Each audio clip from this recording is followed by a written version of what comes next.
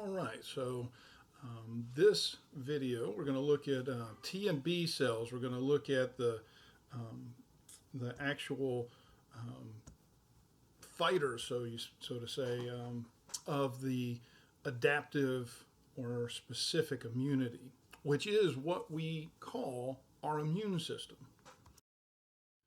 So I'm going to start with the graph that we ended the last video on, just to kind of remind us that T and B cells are the two cells we're talking about. T cells are called T cells because they mature in the thymus. And I said, even though it's not necessarily scientifically correct, you can remember B cells mature in the red bone marrow because of this. Remember that T cells are the most common, where B cells are the least common. The other thing is T cells are about cellular immune response because they go cell to cell. B cells are about humoral immune response because they are going to use antibodies that will flow through body fluid to go fight the antigen-bearing agents, which means the pathogens. All right, so we're going to go over the idea of what's going on, and we're going to focus in on the T cells of this. So in general, just know a lymphocyte, and this is the general group, T and B cells, must be activated before it can respond to an antigen, right? So T and B cells, for instance, are hanging out in a lymph node. I've got all kinds of things passing them. As long as the antigens, the things that they're monitoring, say mark for me, they're mine, nothing's going to happen. They're not going to be activated to go and attack it. But once they see something they don't recognize, then we're going to become activated. And then it's going to say, do I recognize it and know what to do, or do I just know it's not me and I need to figure out what to do? And those are two things we'll look at in another video.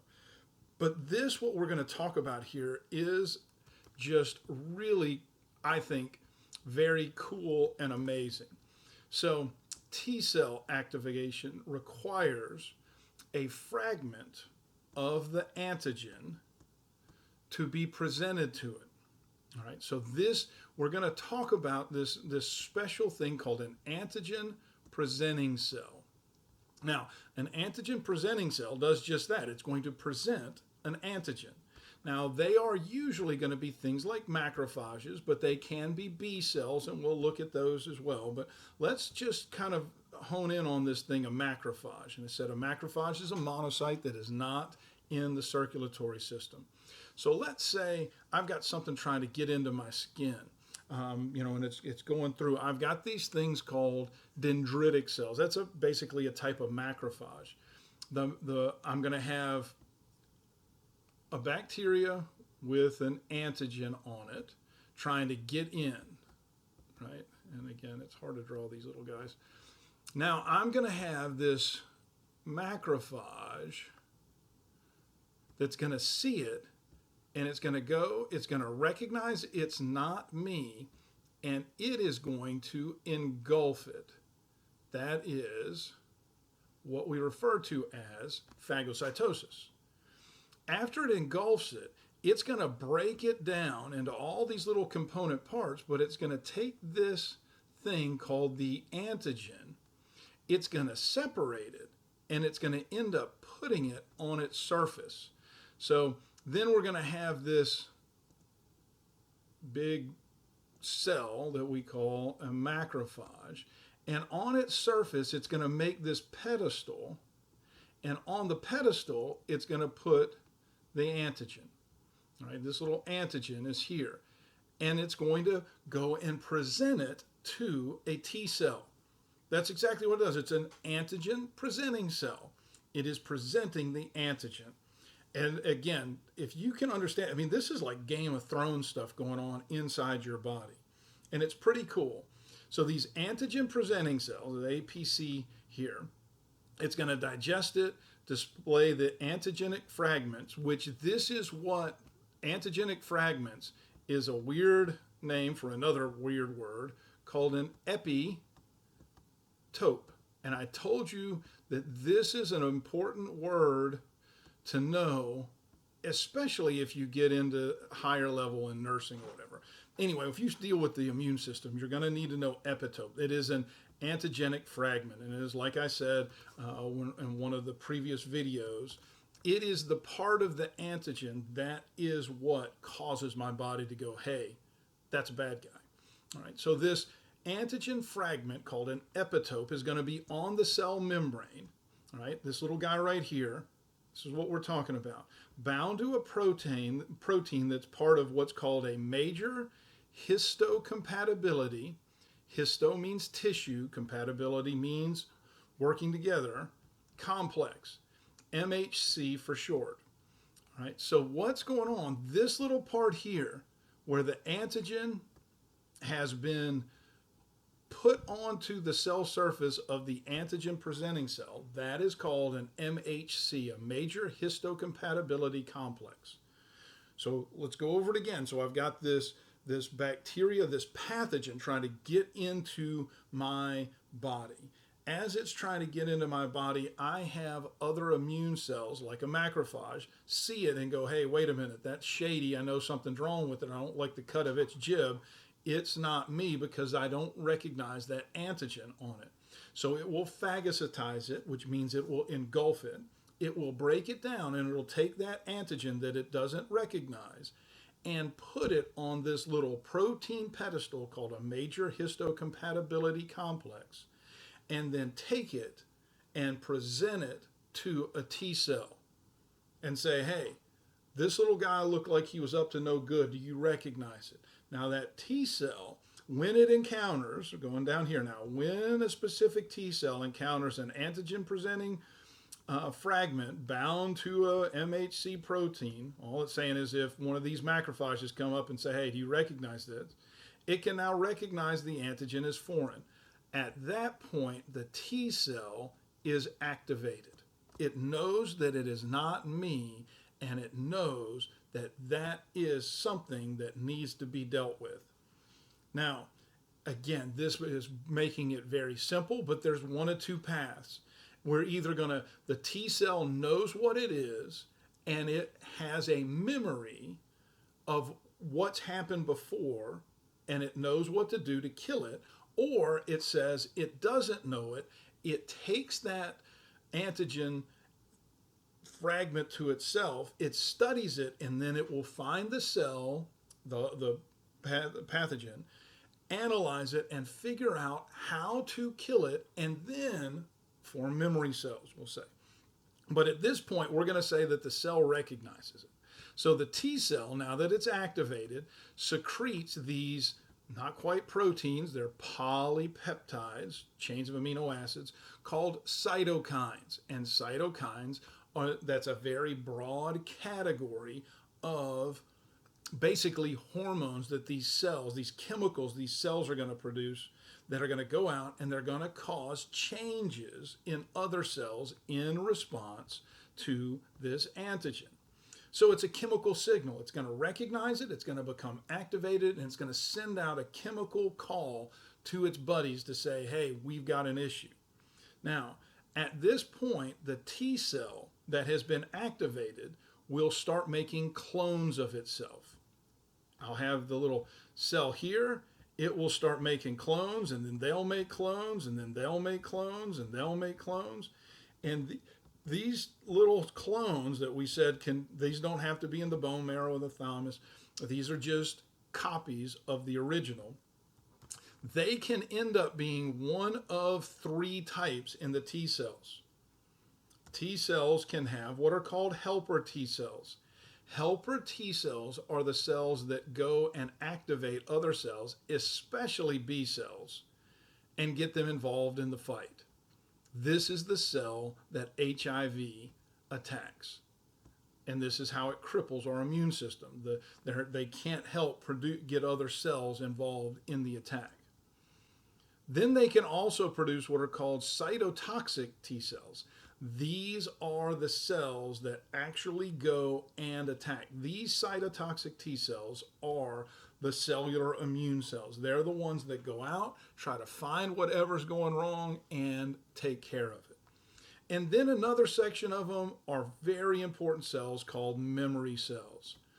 These cells, as the cytotoxic T cells go out to go and hunt and try to kill the pathogen, and helper cells are going out and trying to recruit everybody else to work, these cells hang back and they wait to see if there's more cells needed. They will end up cloning themselves if more cells are needed and produce more cytotoxic T cells or more helper T cells and sometimes more memory T cells. And memory T cells can live for years, if not decades. And here's one of the big issues. If they aren't used, see, if I've got a memory cell here and I have it, my helper T cells have gone out and done their job, my cytotoxic T cells have gone out and they've done their job, and my little memory cells are over here, and I do not come in contact with this pathogen, this particular pathogen, over the course of a decade or so, this memory cell will die. The next time I come across that pathogen, it will be as if I'd never recognized it before. And it can cause bigger issues. That's one of the reasons elderly people become immunocompromised, one of many, many, many reasons. But if they've lived in a pretty sterile life, they haven't come in contact with a lot of different things. And at that point, because everything is older, your red bone marrow isn't as abundant as it used to be, we can't produce these cells like we could, it can cause an immune deficiency, a weakness. But on this sheet, and with all my chicken scratch on it, there's a lot of things going on here. Remember, and I'm going to just use macrophages as the key. A macrophage can be what's called an antigen-presenting cell. When it comes across something that has an antigen that it doesn't recognize, it will phagocytize, engulf it, break it down, and take that antigen and put it on a little pedestal called a major histocompatibility complex, and then go and find a T cell and present it to it.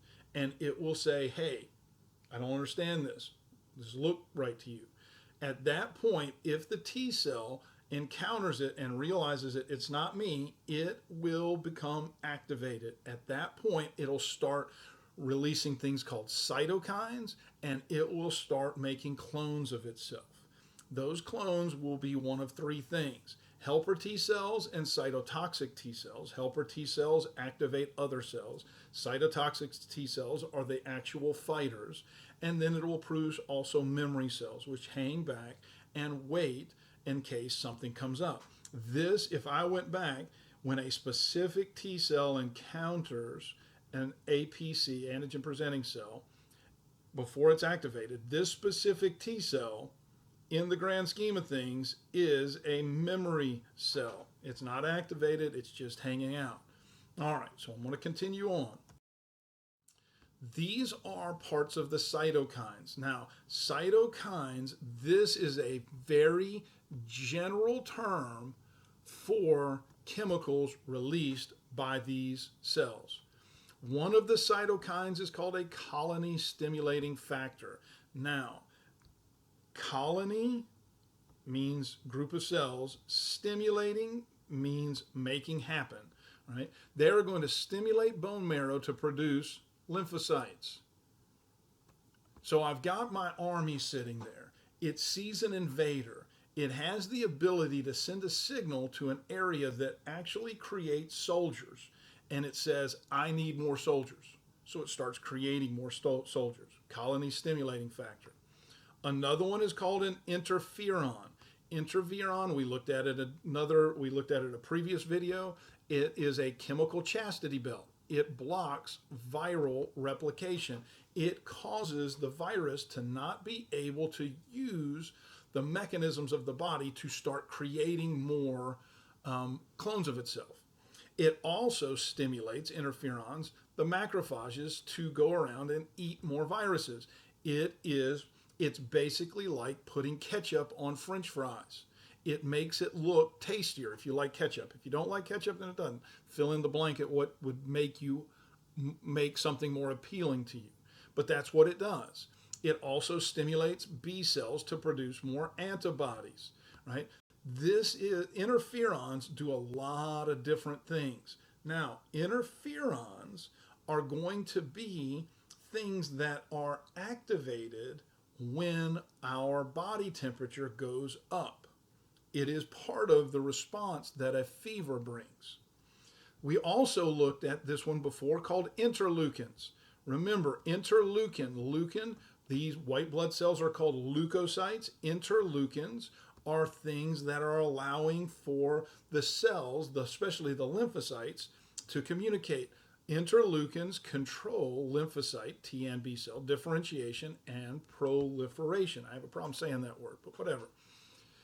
When we just talked about in the previous slide that there are 3 different types of T cells, we said helper T cells, cytotoxic T cells, and memory T cells, right?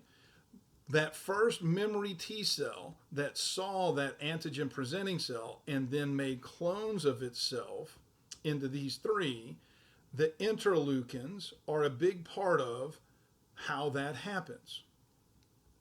Necrosis, our tumor necrosis factor, it stops tumor growth. Tumor necrosis means cell death factor, stops tumor growth.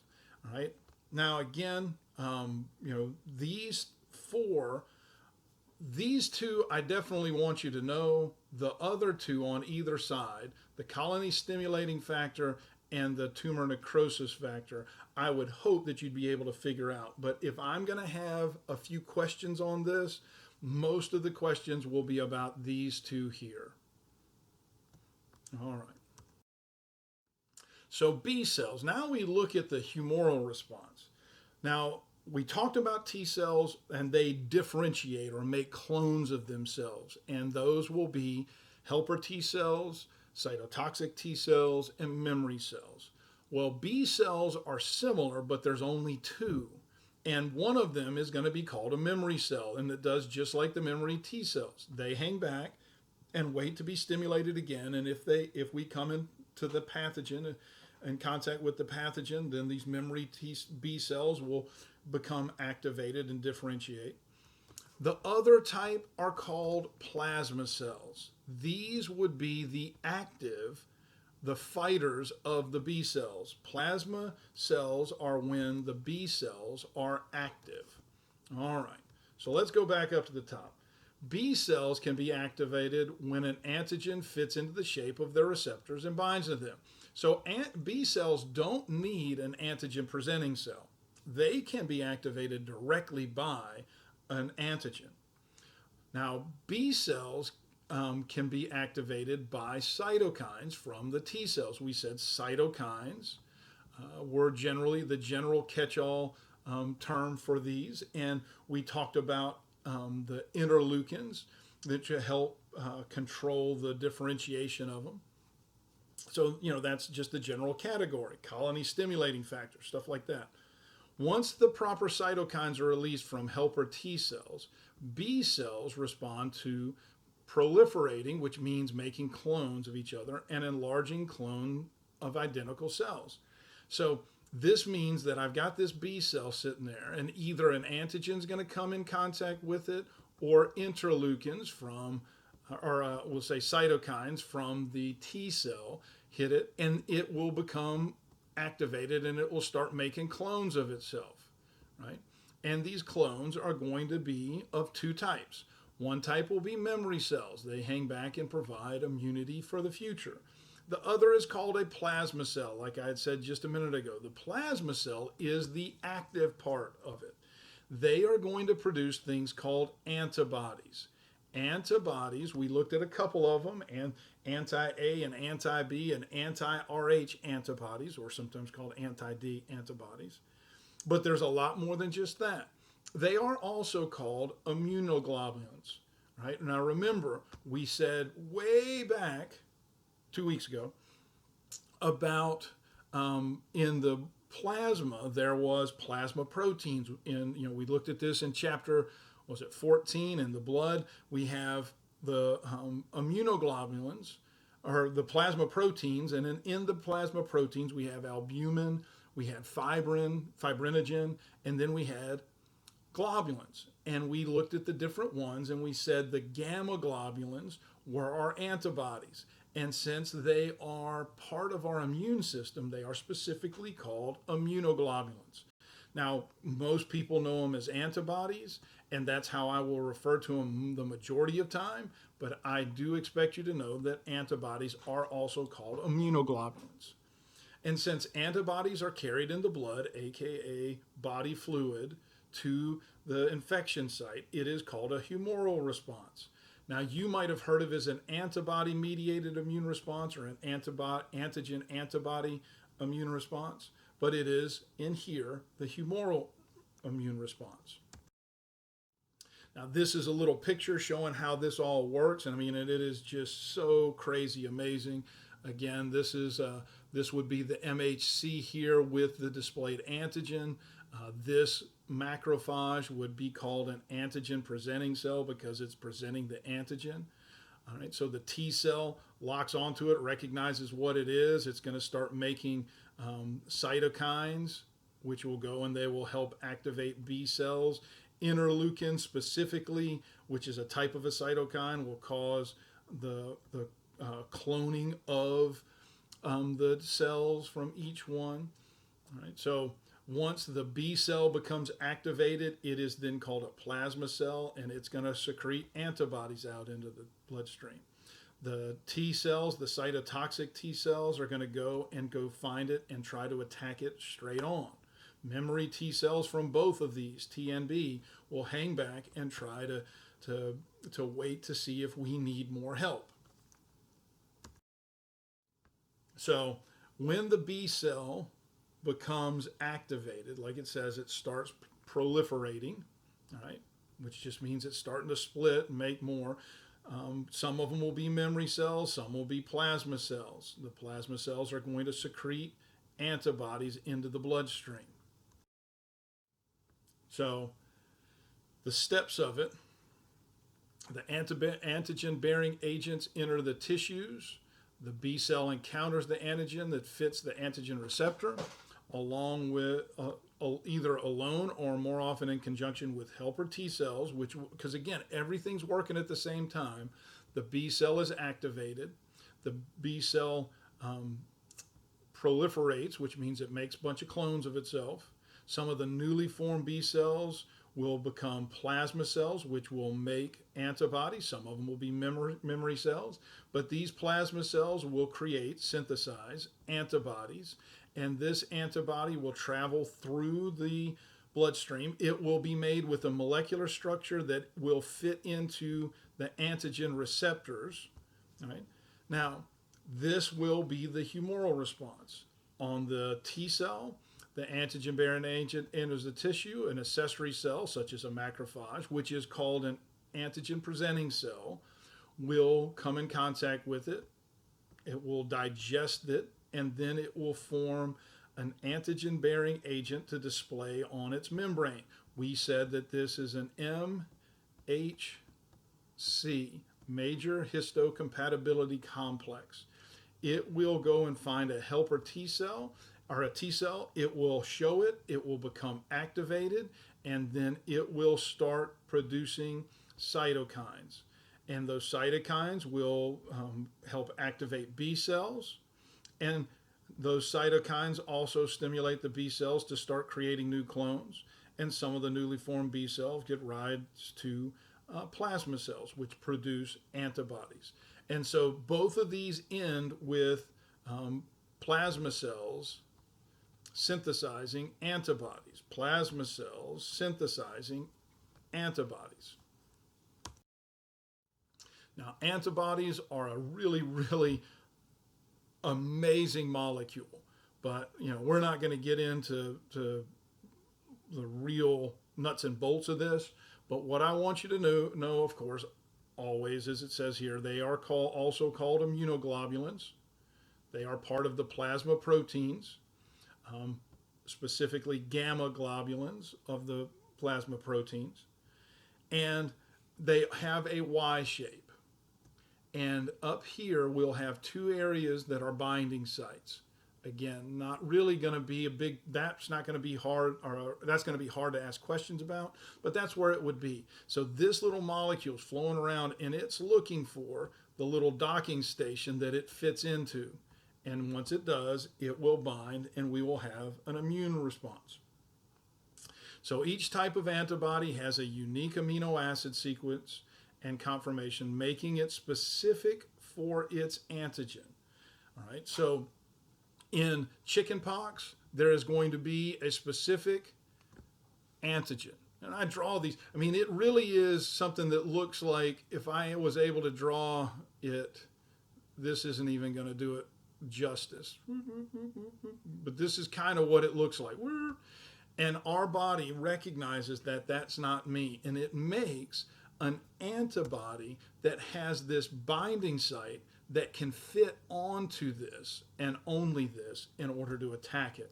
Again, pretty amazing stuff when you get right down to it.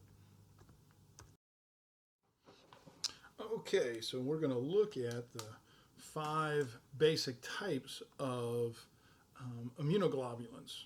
And a way to remember it in order of most abundant, if we look at the bottom 2 and just kind of switch them around and then remember to switch them back, we make the word gamed as it goes down. G-A-M-E-D. And remember to switch the E and the D. Now, IgG is the most abundant of the antibodies. So some of the things about it that I want you to know. This is not only is it the most abundant, but it's the one that can cross the placenta. So a fetus is going to have the mother's IgG antibodies flowing through to help it. And it's the only one that can do that. It helps fight against bacteria and viruses.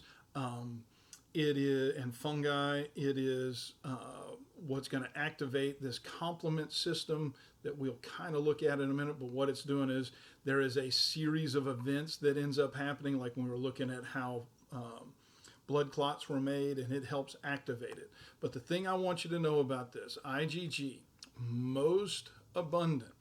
It can pass through the placenta, so it is the very first antibody that the baby, the fetus even has, and it fights against bacteria and viruses. IgA, now IgA goes back to being a baby. IgA is what is passed along through the mother's milk, through breastfeeding. So a baby in the very first several months are going to have IgG and IgA in its system that's going to come directly from the mother. Now, in an adult, as we get older, this is going to be found along the mucous membrane areas, and particularly in the intestinal tract. And it's going to defend also against bacteria and viruses. IgM, what I want you to know is this is the things that you learned in blood typing. IgM are the anti-A and anti-B antibodies. I'm not going to break both of them out, but you know what I'm saying. The ones that we studied, anti-A, anti-B, and the anti-RH or anti-D antibodies. They are IgM. IgD, what I want you to know about IgD is that they help activate other B cells. They're the ones that go through and help. It's almost a form of the B's version, the plasma cells version of a cytokine. It helps activate other B cells. And then IgE is going to be a big one in allergies. We're going to look at allergies in another video, and there's going to be what's called a type 1 antigen antibody reaction, a type 1 allergic reaction, and that's this. IgE is big in inflammation. So and again, you don't have to remember this, but hopefully you understand that we had things called basophils that had histamine and heparin that caused inflammation. There's also a type of cell called a mast cell, which is simply a basophil that is not in circulation, that is kind of like the macrophage. It's all about inflammation. So if you have an allergic response to something that is bad, it is a problem with IgE going too far. Now, this is about the actions of the antibodies. What I want you to know, we're going to talk about these three different things: a direct attack, the complement, and then what happens, local changes. These things, I hate the fact the way it's set up here. I want you to know the names of the effect. If you understand the effect, you'll understand why it's a direct attack. First, agglutination. We talked about agglutination. That's when the cells get clumped together. Agglutination is just going to be simply where these antibodies are going to attach to the antigens, and it's going to cause those cells with them to clump together. Agglutination.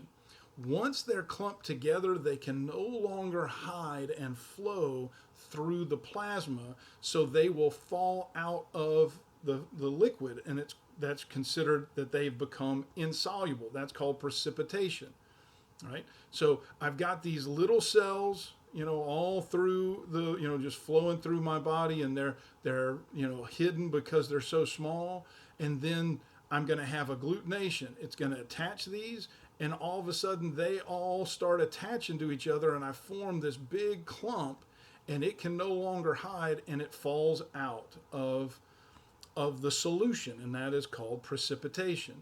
And because they are no longer flowing around and they're just here, they have become neutralized. That's the direct attack: agglutination, precipitation, neutralization. All right? I attack them, they all get clumped together, they can no longer flow around undetected, they fall out of solution, and now they have no more toxic properties. The complement system. All right, so now we're looking at these. Now, before I go into this, I'm not going to worry about any type of what do I want to say, occurrence, which comes first, whatever. They're not listed in the order of occurrence. All right. Opsonization. This is simply a word that means, as it says here, description, it alters the antigen cell membranes so that they are more susceptible to phagocytosis. What it says is, when these antibodies attach to the cell surface, it makes them tasty to the phagocytes. It makes macrophages look at it and their mouths start watering. It causes them to want to engulf them. All right, so opsonization means it makes it optimal tasty. It makes it look good. It puts ketchup on the French fries, so to speak. Chemotaxis. This is a word that simply means I am sending a chemical message to try to attract the phagocytes. All right, so I'm a cell over here. Something is trying to get me, and so I'm going to send this chemical signal out to the body saying, help me, and the phagocytes will come running. Agglutination. These little guys here that are trying to get it's the same as what it was up here. I'm going to have a bunch of these little ones, trying to attack me. As the antibody comes in and attaches to them, these will start clumping together to form a big clump. They will no longer be able to attack me, and they become neutralized. Same thing here. The other one here is called lyse. Now, we've looked at this word lyse multiple times. All lyse means is that the cell is going to start being broken down. So not only is it going to cause it to agglutinate, but the cells that are in there are going to start popping like little balloons. They're going to lyse. So to me, if I am going to say that I would look at this in order, chemotaxis is first. It's the call to bring things there. The chemotaxis is first.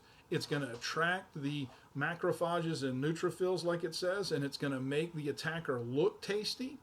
The attacker is going to be clumped together and have them, all the little clumps explode, little lyses. They'll just, blow up, so they deflate, and then all of it becomes neutralized. All right, so it's a process. I don't want you to just look at these and think that you need to memorize them in order. Understand what the words are, and it just will make sense as it goes through. The last one, called local changes, this is simply when we talk about inflammation. Antibodies will, and we just talked about how IgE helped with inflammation. Um, Antibodies will go and cause mast cells and also basophils to release those, heparin and histamine, particularly histamine, to cause inflammation, and it helps, stop the spread of these antigens. So those are the actions of the antibodies.